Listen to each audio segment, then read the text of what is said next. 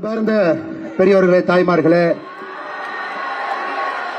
மதிப்புமிக்க நம்முடைய வீதிலீடர்ஸ் அமைப்பினுடைய தன்னார்வ நண்பர்களே, பெரும் எண்ணிக்கையில சொந்தங்களாக, சகோதரர்களாக, சகோதரிகளாக இந்த தமிழகத்தை மாற்றுவதற்கு நாங்கள் இருக்கின்றோம். இந்த பேரணியில நம்முடைய தமிழகத்தினுடைய தலைநகரம் சென்னையில நாங்கள் பங்குபடுகின்றோம். மாற்றம் என்பது ஒரு மனிதனிடமிருந்து ஆரம்பிக்க வேண்டும். முதல்ல நாம மாறுவோம், அதன் பிறகு மாற்றுவோம் என்கின்ற ஒரு உயர்ந்த சிந்தனையில கடந்த 73 நாட்களாக நம்முடைய வீதிலீடர்ஸ் அமைப்புல ஒரு பெரும் சமுதாய புரட்சி ஏற்படுத்திக் கொண்டிருக்கக்கூடிய எல்லோருடைய பாதத்தையும் தொட்டு வணங்கி என்னுடைய நன்றிகளை இந்த நேரத்தில் தெரிவித்துக் கொள்கின்றேன். அருமை சொந்தங்களே, கட்டுக்கடங்காத கூட்டம். உங்களை எல்லாம் வலதுபுறம் இடதுபுறம் இரண்டு பக்கத்திலும் கூட உங்களை எல்லாம் பார்க்க முடியவில்லை. சின்ன கலைவாணர் ஐயா, நம்முடைய அன்பையெல்லாம் பெற்றிருக்கக்கூடிய, மதிப்பு மரியாதை எல்லாம் பெற்றிருக்கக்கூடிய ஐயா விவேக் அவர்களுடைய துணைவியார் அவர்கள் திருமதி அருள்செல்வி அவர்கள் இங்கே சிறப்பு விருந்தினராக இந்த நிகழ்ச்சியிலே பங்கெடுத்துக் கொண்டிருக்கின்றார். அவர்களுக்கு உங்கள் சார்பாக, நம்முடைய வீதிலீடர்ஸ் அமைப்பின் சார்பாக என்னுடைய நெஞ்சார்ந்த வாழ்த்துக்களை, வணக்கங்களை தெரிவித்துக் கொள்கின்றேன். இந்த நிகழ்ச்சிக்கு சென்னையில யார் சிறப்பு விருந்தினராக வந்து நம்ம எல்லாம் ஊக்கப்படுத்த வேண்டும் என்று கேட்டால் ஒரே ஒரு மனிதன் மட்டும்தான் இருக்கிறாங்க. விவேக் ஐயா அவருடைய குடும்பத்திலிருந்து ஒருவர் வந்து வர வேண்டும். இன்னைக்கு அக்கா அவர்கள் வந்திருக்கின்றார். 2021 ஏப்ரல் மாதத்தில் நம்மை விட்டு விவேக் ஐயா அவர்கள் பிரிந்து சென்று 5 வருட காலம் ஆகிறது. நம்முடைய அன்பையெல்லாம் பெற்றிருக்கக்கூடிய APJ அப்துல் கலாம் ஐயா அவர்கள் மக்களுடைய ஜனாதிபதியாக இருந்தவர்.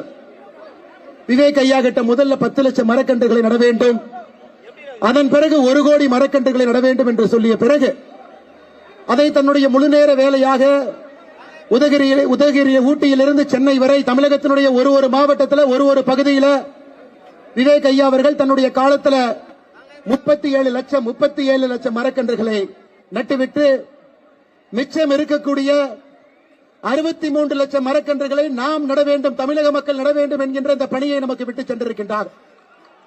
அதனால்தான் அருமை சொந்தங்களே, இந்த மாதம் மட்டுமே நம்முடைய வீதிலீடர்ஸ் அமைப்பு 20 லட்சம் மரக்கன்றுகளை தமிழகத்தில் நாம் நட வேண்டும்.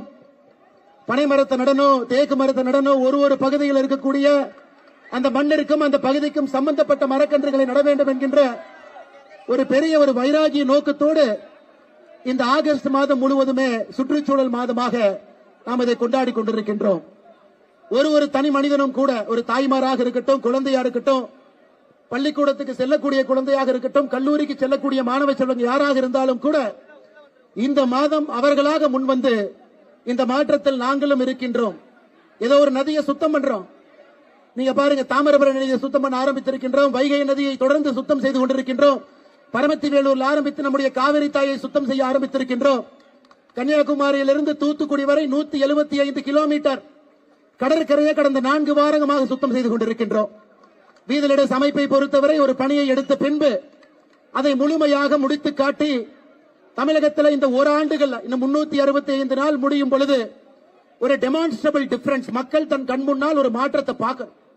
அதற்குத்தான் வீதிலீடர்ஸ் அமைப்பு முழுமையாக உங்களுடைய அன்பையெல்லாம் பெற்று, இங்க யாரும் தொண்டர்கள் கிடையாது, எல்லோரும் தலைவர்கள் என்கின்ற நோக்கத்தில் இந்த பணியை செய்து கொண்டிருக்கின்றோம்.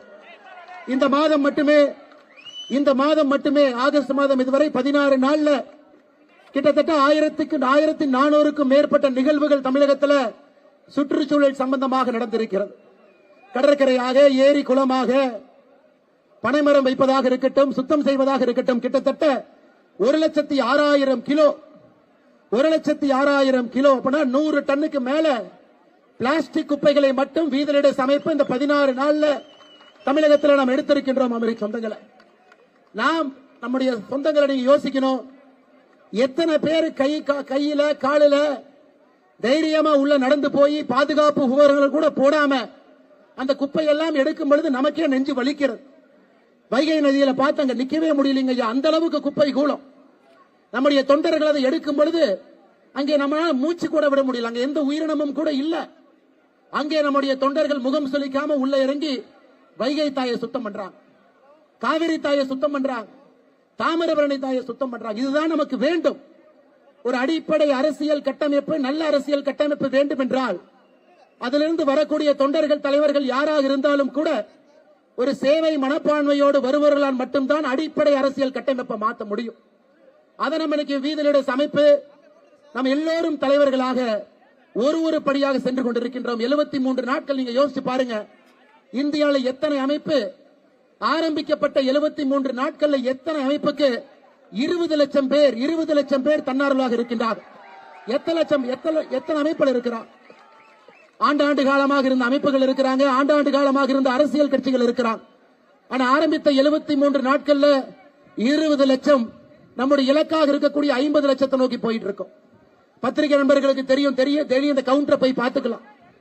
நாம யாருக்குமே சொல்லல, அண்ணா நீங்க போய் இன்னொருத்தரை சேர்த்துங்க, நீங்க போய் நம்பரை கூட்டிட்டு வாங்க, நமக்கு எண்ணிக்கை எப்பொழுதுமே வேண்டாங்க ஐயா. ஒருவராக நம்முடைய அமைப்பை பார்த்து, வேலையை பார்த்து, மாற்றத்தை பார்த்து வரக்கூடிய ஒருவராக வந்த 50 லட்சத்தை எட்டணும். நாளைக்கு காலையில் நம்ம எளிதா சொல்லலாம், 20 லட்சம் பேர் ஆளுக்கு இன்னொருத்தரை கூட்டிட்டு வாங்க, 40 லட்சம் ஆயிருங்க ஐயா. இல்லை, அது நோக்கம் அல்ல. வீதியிட அமைப்பினுடைய நோக்கம் மாற்றத்திற்காக வரக்கூடிய 50 லட்சம் பேர் வந்த பிறகு இதை அரசியலாக நாம் மாற்றி மக்களுக்கான அரசியலாக இதை நாம் கையில் எடுக்க போகின்றோம். அதனால் நமக்கு பொறுமை மிக மிக முக்கியமாக இருக்கிறது. காரணம், அடிப்படை அரசியல் இருந்து மாற்ற வேண்டும் என்று கிளம்பி வந்திருக்கின்றோம். தலைவர்கள் டெல்லியில் அமர்ந்து தமிழ்நாட்டுக்கான முடிவை எடுக்கக்கூடாது. சென்னையில முக்கியமான வீட்டில் உட்கார்ந்து தலைவர்கள் முடிவெடுக்க கூடாது. தலைவர்கள் என்பது ஒரு கிராமத்தில் அங்கே கிராமத்துக்கான முடிவுகளை அந்த தலைவர்கள் எடுக்கணும். ஒரு நகரத்தில் தலைவர்கள் அமர்ந்து முடிவு எடுக்கணும். ஆனால் டெல்லியினுடைய காலம் சென்னை சென்ட் ஜார்ஜ் கோட்டையில் அமர்ந்துதான், அல்லது நான் போயஸ் கார்டன்ல அமர்ந்துதான், அல்லது நான் ஈசிஆர் பனையூரில் அமர்ந்துதான், அல்ல நான் கோபாலபுரத்தில் அமர்ந்துதான் முடிவெடுப்பேன் என்கின்ற காலம் எல்லாம் மாறிவிட்டது. அருமை சொந்தங்களே, நான் யாரையும் குறையாக குற்றமாக சொல்லல. அடிப்படையில் இருக்கக்கூடிய தலைவர்கள் அடிப்படையில் அவர்கள் ஊருக்கான அவர்களுடைய சமுதாய பிரச்சனைக்கான தீர்வு அவர்களாக எடுக்கும் பொழுது மட்டும்தான் நிலையான அடிப்படை அரசியல் மாற்றம் நடக்கும். நிறைய பேர் சொல்றாங்க, இன்னைக்கு நாம சுற்றுச்சூழலை பற்றி பேசிக் கொண்டிருக்கின்றோம், என்னவெல்லாம் செய்யறோம் நாம பேசிக் கொண்டிருக்கின்றோம். சென்னை பொறுத்தவரை வேகமாக வளர்ந்து வரக்கூடிய இந்தியாவினுடைய மிக முக்கியமான ஒரு தலைநகர், கோடிக்கணக்கான மக்கள் வசிக்கக்கூடிய ஒரு பகுதி, கிரீன் கவர் வெஜிடேஷன் பச்சையாக இருக்கக்கூடிய பகுதி சென்னை மாநகரத்தை எடுத்துக்கிட்டீங்கன்னா 10 ஆண்டுகளுக்கு முன்பு 25%, இன்னைக்கு வெறும் 10% தாங்க. வெறும் 10% தான் சென்னையில பச்சை இருக்கக்கூடிய கிரீன் கவர் இருக்கு. 90% கான்கிரீட் ரோடு தாங்க ஐயா இருக்கு. வீதியிட அமைப்பு நம்மை போன்றவர்கள் இந்த வேலையை செய்யலினா இன்னும் 10 ஆண்டுகள் கழித்து 5% மட்டும்தான் இருக்கும். எப்படி அந்த நகரத்தில் மக்கள் வாழ முடியும்? இதை சின்ன கலைவாணர் ஐயா விவேக் அவர்கள் பல இடத்துல பேசினான். 2 டிகிரி இன்னைக்கு பூமி வெப்பமாகிட்டு இருக்கு. குடிக்கிற தண்ணி எங்கேயும் கூட இல்ல. போர் போட்டு தண்ணி எடுத்தா கூட 1200 1400 அடி போட வேண்டியது இருக்கு. இன்னைக்கு தமிழகம் பாருங்க, இந்திய அளவில் உள்ள பூமிக்குள்ள இருக்கக்கூடிய நீரை ஒரு வருடத்திற்கு 73% உறிஞ்சி எடுக்கிறோம். கர்நாடகாவை பொறுத்தவரை 56%, மகாராஷ்டிரா 60%, 73% பூமியில் இருக்கக்கூடிய நீரை உறிந்து ஒரு ஆண்டும் நாம் குடிக்கின்றோம், துவைக்கின்றோம், குளிக்கின்றோம். அப்ப 1 வருஷம் 2 வருஷம் மழை வரவில்லை என்றால் ரீசார்ஜ் ஆகலினா அன்னைக்கு வறட்சியும் பந்தமும் வந்துவது அருமை சொந்தங்கள். அதனாலதான் ஏரி குளத்தை சுத்தம் பண்றோம். தமிழகத்தில் 1,06,957 நீர்நிலைகள் இருக்கு. 1,06,000 நீர்நிலைகள். எத்தனை நீர்நிலைகள்ல தண்ணி இல்லைன்னு கேட்டீங்கன்னா 50,197 நீர்நிலைகள்ல தண்ணி இல்லை. இந்த புள்ளி விவரம் நான் கொடுக்கலீங்க ஐயா, மத்திய அமைச்சர் ஜல்சக்தி துறையினுடைய அமைச்சர் அவர்கள் கொடுத்த புள்ளி விவரம். தமிழகத்தில் இருக்கக்கூடிய 1,06,000 நீர் குளங்கள் நீரே இல்லைங்க ஐயா, ஏரி குளத்தில் இல்ல. 50,197 நீர்நிலைகள் எனக்கு பயன்பாட்டில் இல்ல, என்க்ரோச்மெண்ட்ல போயிருச்சு, வீடு கட்டி இருக்காங்க. அதையெல்லாம் நம்முடைய சொந்தங்கள் ஒரு இடத்துலையும் பட்டாவை பார்த்து, தாசில்தாரை பார்த்து, அரசு அதிகாரிகளை பார்த்து, சுதந்திர தினத்தன்றைக்கு தமிழ்நாட்டில் 12,525 இடத்துல கிராம சபை கூட்டத்தில் போய் உட்கார்ந்து பேசி அதையெல்லாம் அடிப்படை அரசியல் இருந்து செய்து கொண்டிருக்கின்றார். அருமை சொந்தங்களே, இத்தனை வேலையை நம்முடைய வீதியிட அமைப்பு ஒரு இடத்திலும் கூட செய்து கொண்டிருக்கின்றோம். இதையெல்லாம் நாம் பெருமையாக கர்வமாக நினைக்கணும். காரணம், நமக்கு பொறுப்பு கிடையாது, கவர்மெண்ட் பணம் கிடையாது, அரசு சம்பளம் கிடையாது, மக்களுடைய வரி பணத்தில் நாம வாழல.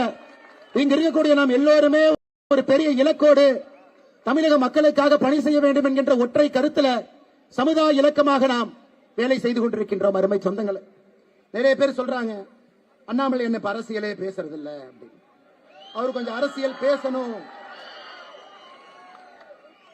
அண்ணாமலை என்ன கொஞ்சம் அரசியல் பேசணும், பழைய மாதிரி பேசணும். ஐயா, இந்த உலகத்தில் அரசியல் பேசுறது தான் ரொம்ப எளிமையான ஒரு வேலைங்க ஐயா. விமான நிலையத்துக்கு வெளியே வந்தீங்கன்னா பத்திரிகை நண்பர்கள் இருப்பாங்க, ரயில்வே ஸ்டேஷனுக்கு வெளியே வந்தா பத்திரிகை நண்பர்கள் இருப்பாங்க. பத்திரிகை நண்பர்கள் அவங்களுடைய கடமையை செய்வதற்காக மைக்க நீட்டுவாங்க. இன்னைக்கு அரசியல் எப்படி இருக்குன்னு நீங்க யோசிச்சு பாருங்க. எதிர்கட்சியா இருந்தா ஆளுங்கட்சி சரியில்லை, ஆளுங்கட்சியா இருந்தா எதிர்கட்சி சரியில்லை. இந்த அரசியலை பேசுவதற்கு எதற்கு அண்ணாமலை அங்க போகணுங்க ஐயா?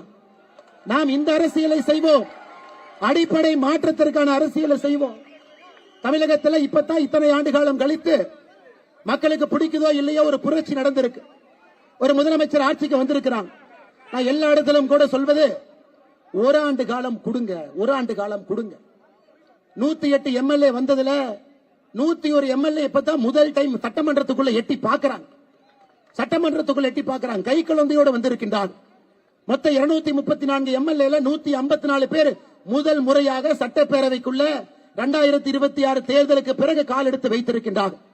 அவர்களுக்கு நான் எல்லா இடத்திலும் சொல்வது, ஒரு வருஷம் கொடுப்போம், வேலையை செய்யட்டும். அவர்கள் வேலையை சரியாக செய்யவில்லை என்றால் முதல் குற்றச்சாட்டு வைப்பவர்கள் நாமத்தான் இருப்போம். அதில் எந்த மாற்று கருத்தும் இல்லை. ஆட்சிக்கு வந்து இன்னைக்கு 100 நாள் கூட ஆகல, செய்யட்டும், பார்ப்போம். சில விஷயங்கள் சரியா செய்யறாங்க, சில விஷயங்கள் தவறா செய்யறாங்க. தவறுகள் செய்யும் பொழுது நாம் சுட்டி காட்டுகின்றோம், அதையும் சில இடத்துல திருத்திக் கொண்டிருக்கின்றார்கள். அரசு செய்யக்கூடிய வேலையை நாமும் செக் பண்ணி அவர்களுக்கு ரிப்போர்ட் கொடுக்கிறோம். டாஸ்மார்க் எத்தனை கடைகள் இன்னும் 500 மீட்டருக்குள் இருக்கு, அதையும் அரசு ஆமோதித்து நடவடிக்கை எடுக்கிறாங்க. அதை நான் நிச்சயமாக பாராட்டுகின்றேன். அது நல்ல ஒரு அரசியல் போக்கு. ஒரு வருட காலம் தப்பு பண்றாங்கன்னா நம்ம பேசுவாங்க ஐயா. இன்னைக்கு எனக்கு தெரியும், தமிழகத்துல எதிர்கட்சி நண்பர்கள் நிறைய பேர் நம்மளை பார்த்து சொல்றாங்க, அண்ணே நீங்க அரசியலே பண்ணல. எனக்கு எதிர்கட்சி பண்ணக்கூடிய அரசியல் என்னன்னா, எப்படியாவது இந்த ஆளுங்கட்சியை கவுத்து ஆட்சிக்கு வர வேண்டும் என்பதுதான் எதிர்கட்சிகள் செய்யக்கூடிய அரசியலா இருக்கு. அதுக்கு ஆபரேஷன் மெகாலயான்னு ஒரு பேரு, புள்ள உடிக்கிற மாதிரி 10 எம்எல்ஏ புடிச்சிட்டு வாங்க, அவங்கள சபாநாயகரின் மீது நம்பிக்கையில்லா தீர்மானத்தை கொண்டு போங்க, அதுல ஆட்சியை கவலுங்க ஐயா. தப்பா ஆட்சி பண்ணா ஆட்சியை கவலுப்புங்க ஐயா. ஒரு வருஷம் எல்லாரும் நேரம் கொடுங்க. எதற்கு காலையில வெந்நீரை ஊற்றியது போல எல்லாம் அப்படி சுத்திக்கிட்டே இருக்கிறீங்க, வேலை செய்யட்டும். அதே போல மத்திய அரசை பொறுத்தவரை இன்னைக்கு நண்பர்களுக்கு இந்த மேடையில் நான் சில விஷயத்தை போட்டு உடைக்க விரும்புகின்றேன். இன்னைக்கு நிறைய நம்முடைய பிஜேபி நண்பர்களாக இருக்கட்டும், மாற்றுக் கட்சி நண்பர்களா இருக்கட்டும், அண்ணாமலை என்ன பிஜேபி விட்டு வரலீங்க, அவர் பிஜேபி பி டீமுங்க. அவர் டெல்லி எப்படி போனார் பாத்தீங்களா? ஜம்முன்னு போனார், 4 நாள் ரிசைன் பண்றார். அமித்ஷாவை பார்த்தாரு, எல்லாத்தையும் பார்த்தாரு, ஆனா சண்டையே போடலையே. சண்டை போட்டா தானே அவர் பிஜேபிக்கு எதிரி, சண்டையே போடலையே. அவர் மரியாதை நிமித்தமாக எல்லாத்தையும் பார்த்துட்டு, ஐயா உங்க வேலையில் நீங்க போங்க, என் வேலையில் நான் போறேன், எனக்கு ஒரு புது விதமான அரசியல் எண்ணம் இருக்கு, இதுல செஞ்சுக்கிறேன். அதுவும் போய் தான் அமித்ஷா அண்ணாமலையோட காதல் ஏதோ சொல்லி தமிழ்நாட்டுக்கு அனுப்பிச்சிருக்காரு. அது அண்ணாமலை பக்காவாக தமிழ்நாட்டில் வந்து செய்வதற்காக பிஜேபி பிளீன்டின். ஆமா, உண்மைதான். அமித்ஷா என் காதல் ஒரு விஷயத்தை சொன்னார், இத்தனை காலமாக சொல்லல, இந்த மேடையில் சொல்றேன். அமித்ஷா அவர்கள் என்னை டெல்லிக்கு வர சொன்னாரு, டெல்லியில பொறுப்பெடுக்க சொன்னார். 3 ஆண்டுகளுக்கு மேல டெல்லியில் வந்து இருக்க வேண்டும் என்று சொன்ன பொழுது நமக்கு அது ஒத்து வராதுங்க ஐயா, நான் தமிழ்நாட்டில் இருந்துக்கிறேன், நமக்கு அது வேண்டாங்க ஐயா. நான் இங்கேயே சின்னமா பாவமா இங்கேயே மக்கள் சேவை பண்ணிக்கிட்டு நம்முடைய நண்பர்களோடு சகோதர சகோதரிகளோடு இங்கேயே இருந்துக்கிறேன். அதுல சில நண்பர்கள் அண்ணாமலை அமெரிக்கா போயிருவார், டெக்சாஸ் போயிருவார், கலிபோர்னியா போயிருவார். ஐயா, இந்த கை இங்க குப்பை தாங்க எடுத்துட்டு இருக்கு, எங்கேயும் போல. டெல்லியே போகாத இந்த அண்ணாமலை எங்க அமெரிக்காவுக்கு போக போறான்? சரி, நான் சொல்றேன், சில பிஜேபி காரங்களுக்கு நம்பிக்கை இல்லையா? 20ஆம் தேதி அமித்ஷா தமிழ்நாடு வர்றாரு. ஐயா, அண்ணாமலைக்கு ஏதோ ஆஃபர் கொடுத்தீங்களாமா? அவர் வேண்டான்னு சொல்லிட்டு வந்தாராமா? என்ன ஆஃபர் கொடுப்பீங்கன்னு அமித்ஷாவை கேளு. எப்பொழுதுமே அரசியலை பொறுத்தவரை ஒரு பிரின்சிபலோடு மட்டும்தான் நான் அரசியலை செய்திருக்கின்றேன். இங்கே பாரதிய ஜனதா கட்சியினுடைய மாநில தலைவராக இருந்த பொழுது தமிழ்நாட்டுக்கு எதிராக கர்நாடகாவில் மேகதாது அணை கட்டுகின்றார்கள் என்று தெரிந்து அங்கே ஆளுங்கட்சியாக இருந்த பாரதிய ஜனதா கட்சிக்கு எதிராக தமிழ்நாட்டில் பாரதிய ஜனதா கட்சி போராடியதை நான் சுட்டிக்காட்ட விரும்புகின்றேன். இன்னைக்கு தலைவர்கள் டெல்லியில் அழைத்தது நிஜம். எதுக்கு தம்பி ஒரு பிஜேபி இருந்து இன்னொரு பிஜேபி மேல போராடுறீங்கன்னு கேட்டார். ஐயா, அந்த பிஜேபி கர்நாடகாக்கு இருக்கட்டும், இந்த பிஜேபி தமிழ்நாட்டுக்கு இருக்கட்டும் ஐயா. மேகதாத்து கட்டுறாங்க, அதை எதிர்த்து மட்டும்தான் போராடினோம். ஒரு கட்சியில் இருந்த பொழுதும் சரி, கட்சியில் இல்லாத பொழுதும் சரி, எப்பொழுதும் தமிழினத்திற்காக மட்டும்தான் நாங்கள் நின்றிருக்கின்றோம், நிற்போம். மாற்றத்திற்காக உங்களோடு எப்பொழுதும் இருப்போம் என்று இந்த மேடையில் சொல்வது என்னுடைய கடமையா இருக்கு. நானும் பேச வேண்டாம்னு பாக்குறேங்க ஐயா, அதிகமா பேச வச்சிட வேண்டாம். 73 நாள் தான் ஆகுது, நிறைய விஷயங்கள் பேச வேண்டாம் என்று பார்க்கின்றேன். பொறுப்பாக நம்முடைய சமுதாய பணியை மட்டும் செய்வோம். இந்த வயசுல பேக் டோர்ல போய் பவர்ல உட்கார்ந்து அந்த பவர்னுடைய சுவையை அனுபவிப்பது மகா பாவம், மகா தவறு. நமக்கு இது வேண்டாம். மக்களோடு இருந்து நேர்மையாக பணி செய்து மக்களால் தேர்ந்தெடுக்கப்பட்டு தமிழகத்தில் ஒரு ஆட்சி மாற்றத்திற்காக வீதிலிடு அமைப்பு இருக்கும் என்கின்ற உத்தரவாதத்தையும் இந்த நேரத்தில் சொல்வது என்னுடைய கடமையாக நான் கருதுகின்றேன். இதெல்லாம் வெளியே சொல்ல வேண்டாம் தான் நினைச்சேங்க. ஒரு ரூமுக்குள்ள பேசுற 4 வார்த்தை எப்பவுமே ரூமுக்குள்ள தான் இருக்கணும்னு நினைக்கிறாள். அது வெளியே சொல்லக்கூடாது என்று நினைக்கின்றேன். அதனால இப்பவாச்சு கொஞ்சமாச்சு உங்க வேலையை பார்த்துட்டு இந்த அட்ஜஸ்ட்மெண்ட் பாலிடிக்ஸ் எல்லாம் விட்டுட்டு மக்களுக்காக கீழே வந்து கொஞ்சமாச்சு பணி செய்யுங்க எதிர்க்கட்சி நண்பர்களே, அருமை சொந்தங்களே. அது மட்டுமல்ல, இன்றும் இன்னைக்கும் வீதிலிட அமைப்பும் கர்நாடகாவில் மேகதாத்து அணையை கட்டுவதை நாம் எதிர்க்கின்றோம். இது அரசியலுக்காக கைத்தட்டலுக்காக நாம் சொல்வதல்லைங்க. ஐயா, பெங்களூர்ல குடிநீர் பிரச்சனை இருக்கா? இருக்கு. பெங்களூர்ல தமிழர்கள் இருக்கிறாங்களா? இருக்கிறாங்க ஐயா. 15 லட்சம் பேருக்கு மேல பெங்களூர்ல நம்முடைய தமிழ் சொந்தங்கள் இருக்கிறாங்க. பெங்களூர் சென்ட்ரல் தொகுதியில மட்டுமே பாராளுமன்ற தொகுதியில 7.5 லட்சம் தமிழ் சொந்தங்கள் அது ஒரு பாராளுமன்ற தொகுதியில் இருக்கிறாங்க. மண்டியால் இருக்கிறாங்க, சிமோகால இருக்கிறாங்க, சிக்மங்களூர்ல இருக்கிறாங்க. தமிழ்நாட்டில் பிறந்தவங்க அங்கே இருக்கிறாங்க. ஆக்கப்பூர்வமாக சண்டை போட்டு பார்டருக்கு போய் பிரச்சனையை பண்ணி கேட்டை இழுத்து மூடி 2 பஸ் உடைச்சு வீதியில சமைப்பில் 2 பச்சை துண்டை போட்டுட்டு போய் நாம செஞ்சுட்டா தமிழ்நாட்டுக்காக இருக்கிறோம். அது நமக்கு வேண்டாங்க. மேகதாத்தை எதிர்க்கின்றோம் என்று சொன்னால் மத்திய அரசை நம்புகின்றோம். 2 மாநிலத்துக்கு பிரச்சனை வரும் பொழுது ஒரு அணை கட்ட வேண்டும் என்று ஒரு மாநிலம் முடிவு செய்யும் பொழுது அந்த லோப்பர் ரைபேரியன் ஸ்டேட்டாக கீழே தண்ணி வரக்கூடிய மாநிலங்கள் அதை எதிர்த்தால் அந்த அணையை கட்டுவதற்கு அந்த மாநிலத்திற்கு உரிமை இல்லை. ஆனா துரதிருஷ்டவசமாக 2021-22 கட்ட முடியாது என்று சொன்ன மத்திய அரசு இன்னை கர்நாடகா கட்டுவதற்கு பிரச்சனை இல்லை என்று சொல்வது உண்மையாலுமே நம்முடைய நெஞ்சு வலிக்குதுங்க ஐயா. மோடி அவர்களை பொறுத்தவரை இன்னும் நான் நம்புகின்றேன், நேர்மையான ஒரு மனிதர், தவறு செய்யாத ஒரு மனிதர். அதனால 2 மாநிலத்துக்கு இடையே வரக்கூடிய பிரச்சனைகளை யோசிச்சு முதலமைச்சர்களை அமர வைத்து தீர்வு கொடுக்கணும். இன்னைக்கும் கர்நாடகாவில் நிறைய பேர் சொல்றாங்க, ஐயா நம்ம கிட்ட டிஜி ரிசர்வாயர் இருக்கு, திப்பன கொண்டகத்தா ரிசர்வாயர் இருக்குது, பெங்களூர்ல இருந்து 20 கிலோமீட்டர் 2.2 டிஎம்சி இருக்கு. அந்த தண்ணியை பெங்களூர் யூஸ் பண்ணா தண்ணி பிரச்சனையே வராதுங்க ஐயா. எதுக்கு மேகதாத்துல அணை கட்டணும்? மஞ்சரபல்லே டேம் இருக்குதுங்க ஐயா பெங்களூர் பக்கத்துல. மத்திய அரசு நிதி கொடுங்க, 500 கோடி கொடுங்க, 600 கோடி கொடுங்க, புதுப்பீங்க. ஏற்கனவே காவிரியில வரக்கூடிய தண்ணியில எங்க தேங்குதோ இந்த 2 டேமையும் புதுப்பீங்க. பெங்களூர் மக்களுக்கும் அது வரப்பிரசாதமாக இருக்கட்டும். இதுதாங்க ஐயா நம்ம அரசியல். நாம இந்த பஸ்ஸை உடைக்கிறது, பச்சை துண்டு போட்டு போய் பார்டரில் இழுத்து மூடுறது நமக்கு இது வேண்டாங்க ஐயா. நாம் இன்னைக்கு சொல்வதெல்லாம் அண்ணன் தம்பிகளாக சகோதர சகோதரிகளாக இருக்கும் பொழுது மத்திய அரசு தலையிட்டு நேர்மையான நாணயமான ஒரு தீர்வை கொடுங்க. பெங்களூரு மக்களுக்கும் தண்ணி பிரச்சனை உறுதி செய்து கொடுங்க. ஏற்கனவே காவிரியில தண்ணி வரல, தயவு செய்து இன்னொரு அணையை 9,000 கோடி ரூபாய்க்கு கட்டி அந்த மேகதாத் அணை எங்க இருக்கு? இன்னைக்கு கர்நாடகாவில் முதலமைச்சராக இருக்கக்கூடிய DK சிவகுமார் அவருடைய சொந்த தொகுதியில மேகதாத்து இருக்குது என்பதையும் நீங்கள் புரிந்து கொள்ள வேண்டும் அருமை சொந்தங்களே. அதற்கு மேல அரசியல் பேச விரும்பல. இதுதான் நம்முடைய நிலைப்பாடு. இல்ல அண்ணாமலை தமிழ்நாடு பட்ஜெட்டை பத்தி பேசலையா? தமிழ்நாடு பட்ஜெட்டை பத்தி 2 வார்த்தை சொல்லுங்க ஐயா. ஐயா இப்பதான் வந்திருக்கிறாங்க. நான் நம்ம முதலமைச்சர் விஜய் சார் அவர்களுக்கு ஒரே ஒரு வேண்டுகோள் மட்டும்தான் வைக்கிறேன்.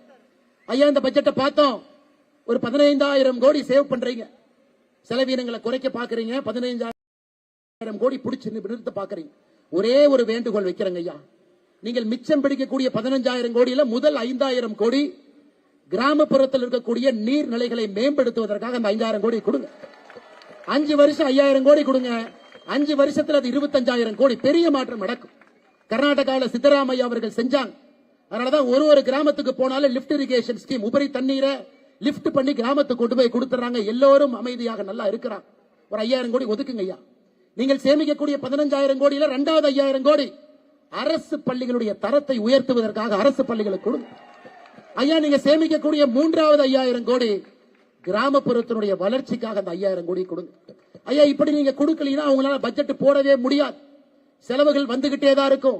ஒரு டிபார்ட்மெண்ட்டுக்கு பணம் வேணும் கேட்பாங்க, எல்லா மக்களுக்கும் பணம் வேணும்.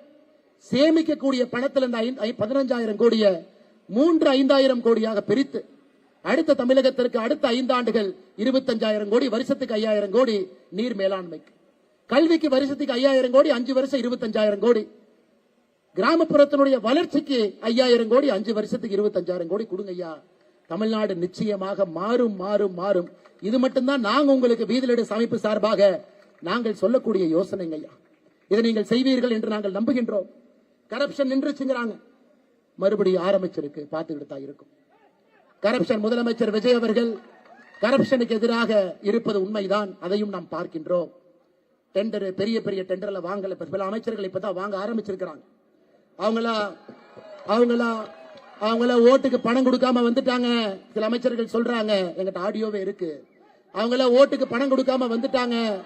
தம்பி, நாங்கெல்லாம் ஓட்டுக்கு பணம் கொடுத்து வந்தோம், ஒரு 2% கொடு தம்பி, 3% கொடு தம்பி, 4% கொடு.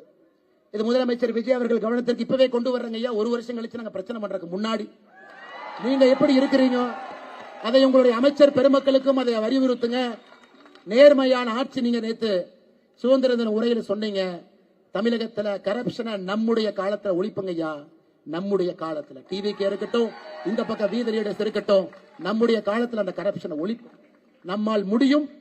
செய்து கொடுக்க துணிந்தவர்கள் நாம் இங்க இருக்கின்றோம். ஆட்சி அதிகாரத்துல யாரும் உட்கார்ல. இங்க இருக்கிறவங்க யாரு எம்எல்ஏ இல்ல, யாரு எம்பியா இருந்ததில்ல, யாரு மந்திரியா இருந்ததில்ல. அதை சொல்வதற்கான முழு தார்மீக சுதந்திரமும் பொறுப்பு நமக்கு இருக்கு. அதனால கொஞ்சம் கடிவாளம் போடுங்க ஐயா, லூசு விட்டுறாதீங்க. கொஞ்சம் சனிக்கிழமை ஞாயிற்றுக்கிழமை ரிவ்யூ மீட்டிங் எடுங்க. 2 நாள் விடுபடுத்தீங்கன்னா அதிகாரிகளுக்கு அமைச்சர்களுக்கு குளிர் விட்டு போயிடும். அதையும் கொஞ்சம் பாருங்க, கண்ட்ரோல்ல வைங்க. குதிரைக்கு எப்பொழுதுமே கடிவாளத்தை கொஞ்சம் லூசா விட்டுட்டீங்கன்னா குதிரை வலது பக்கம் இடது பக்கம் போகும். மக்கள் உங்கள் மீது பெரிய நம்பிக்கையோடு அந்த இடத்தை கொடுத்திருக்கிறாங்க.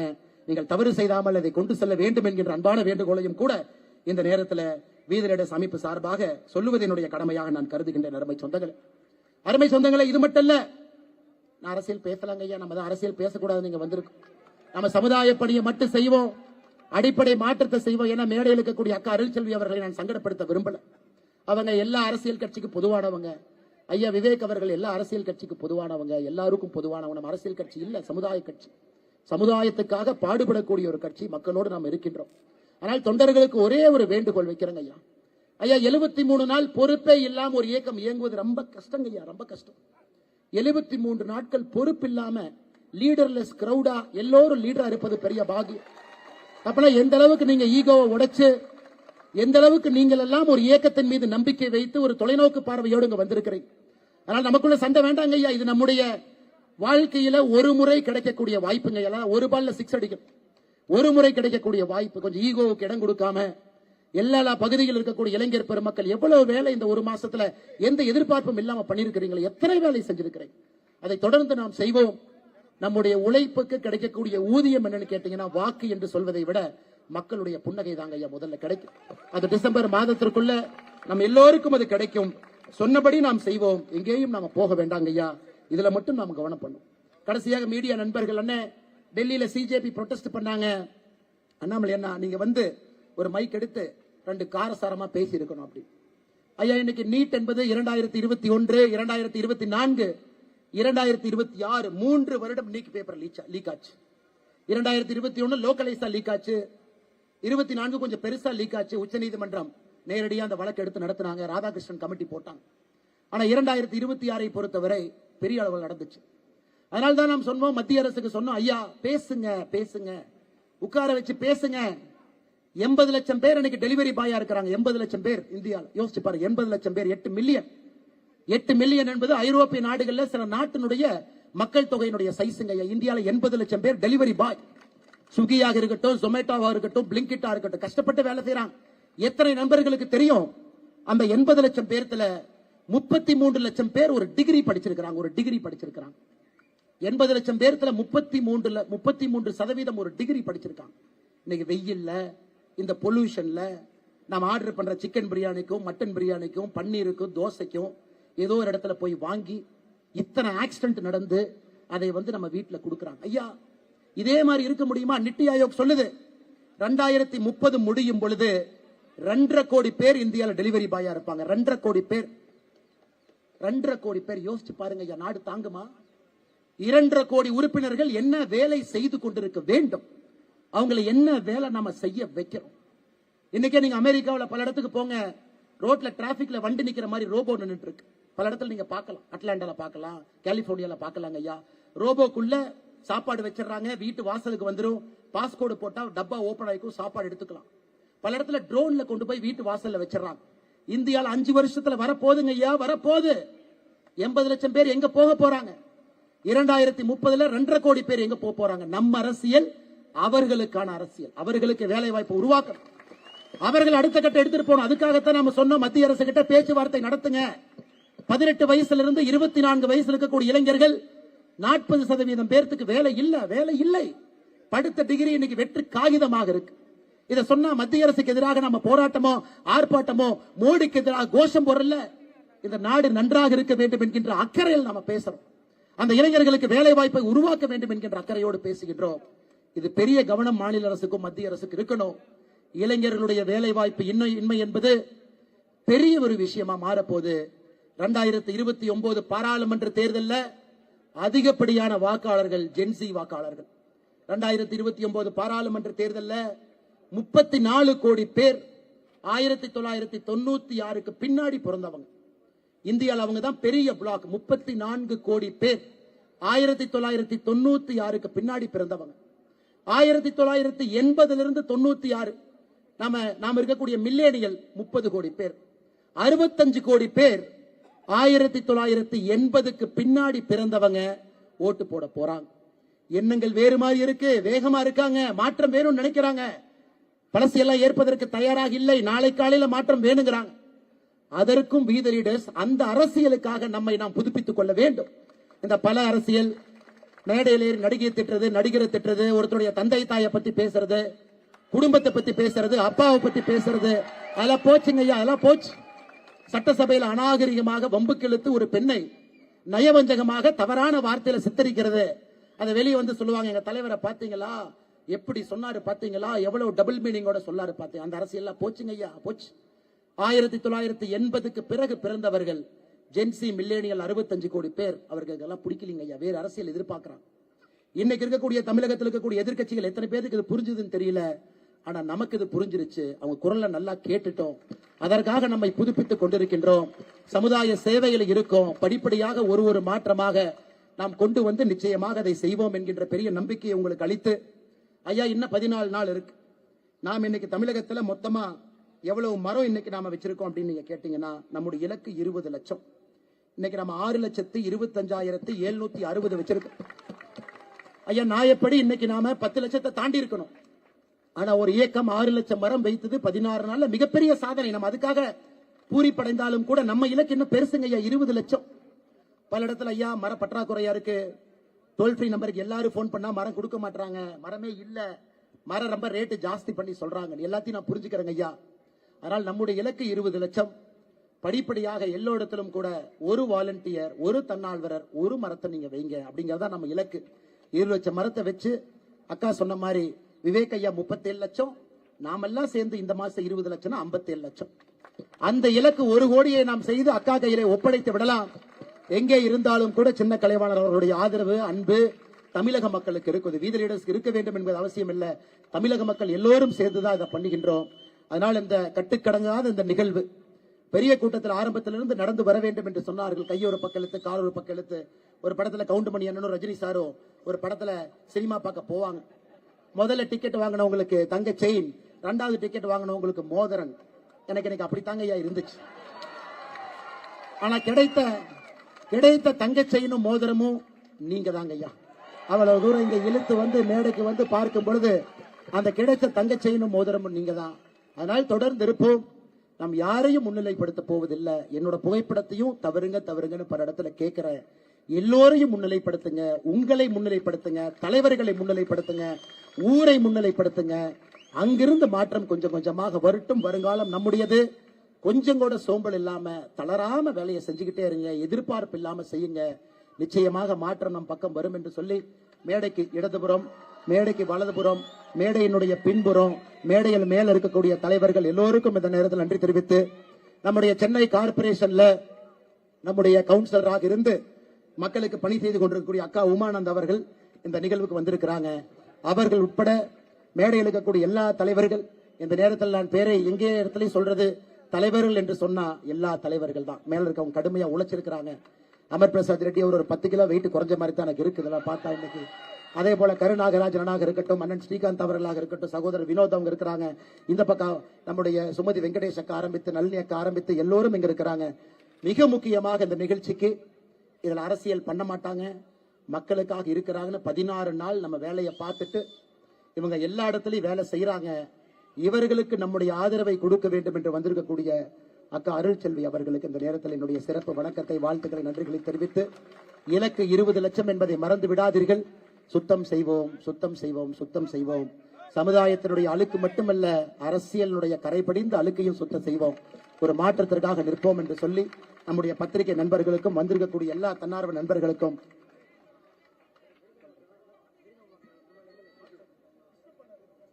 எல்லோருக்கும் இந்த நேரத்தில் நெஞ்சார்ந்த வாழ்த்துக்களை, வணக்கங்களை தெரிவித்து, ஐயா நான் பேரே சொல்லல, ஆனா வேலை செஞ்சவங்க முன்னாடி இருக்கிறவங்க பேரை சொல்ல வேண்டும் என்பதற்காக சொன்னேன். மேடையில் இருக்கக்கூடிய நீங்கள் எல்லோரும் என்னை விட முக்கியமானது என்பது உங்களுக்கு தெரியும். ஏன்னா அந்த நிகழ்ச்சி நீங்க எல்லோரும் சேர்ந்து நடத்தது. நான் இதுல வெறும் பார்வையாளராக மட்டும்தான் அந்த 1/2 மணி நேரம் வந்திருக்கேன். இந்த நிகழ்ச்சி செஞ்சதெல்லாம் நீங்க, கஷ்டப்பட்டவங்க எல்லாம் பின்னாடி இருக்கிறீங்க, விடிய விடிய உழைச்சவங்க பின்னாடி இருக்கிறீங்க. அண்ணன் பெப்பர்ஸ் நாச்சியப்பன் அவர்கள் இருந்து ஆரம்பித்து எல்லா அக்கா இங்க இருக்கிறாங்க. எல்லோருக்கும் இந்த நேரத்தில் நெஞ்சார்ந்த வாழ்த்துக்களை, வணக்கங்களை தெரிவித்து, முன்னிறுக்கில் இருப்பவங்களுக்கு, பத்திரிகை நண்பர்களுக்கு பொறுமையாக இருங்க, வேலையோடு சித்தாந்தமாக இருங்க. பெரிய மாற்றத்தை நோக்கி போகும். நமக்கு எஜமான் டெல்லியில வேண்டாம், எஜமான் சென்னையில வேண்டாம், நம்ம ஊர்ல நமக்கான எஜமானை தேடிக்கொள்வோம், மாற்றத்திற்காக நிற்போம் என்று சொல்லி நன்றி தெரிவித்து என்னுடைய உரையை முடித்துக் கொள்கின்றேன். தமிழகம் வாழ்க, பாரத அன்னையின் புகழ் ஓங்குக. நன்றி.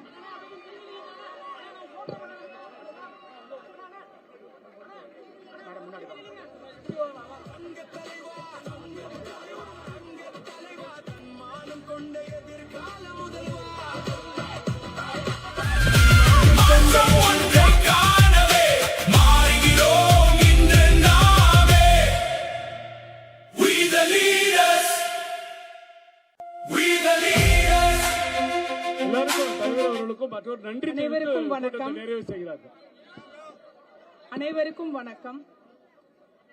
மனிதர்கள் மறையலாம், ஆனால் அவங்க கண்ட கனவுகள் எந்த சூழ்நிலையிலையும் மறையக்கூடாது. கலாம் ஐயா அவர்கள் சொன்ன 1 கோடி அப்படிங்கிற இலக்கை நோக்கி என் கணவர் அவர் வாழ்நாள் முழுவதும் பயணிச்சார். அவருக்கு அப்புறம் இந்த 5 வருஷத்துல நான் அதை செஞ்சிட்டு இருக்கிறேன். கிரீன் கலாம் அப்படிங்கிற அமைப்பின் பேர்ல இப்போ சகோதரர் அவர்கள் 50 லட்சம் மரக்கன்றுகள் த்ரூ அவுட் தமிழ்நாடு நடவிருக்கிறார்கள். இது எனக்கு மிக்க மகிழ்ச்சி தருகிறது. அதுவும் இதை என் கணவர் சின்ன கலைவாணர் விவேக் அவர்களுடைய பேர்ல செய்யறாங்கிறது எனக்கு ரொம்ப ரொம்ப சந்தோஷம். Thank you so much.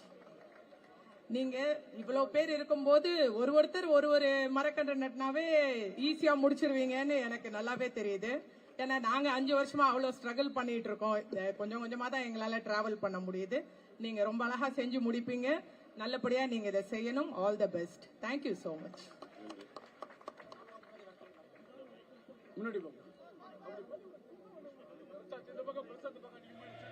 We the leaders.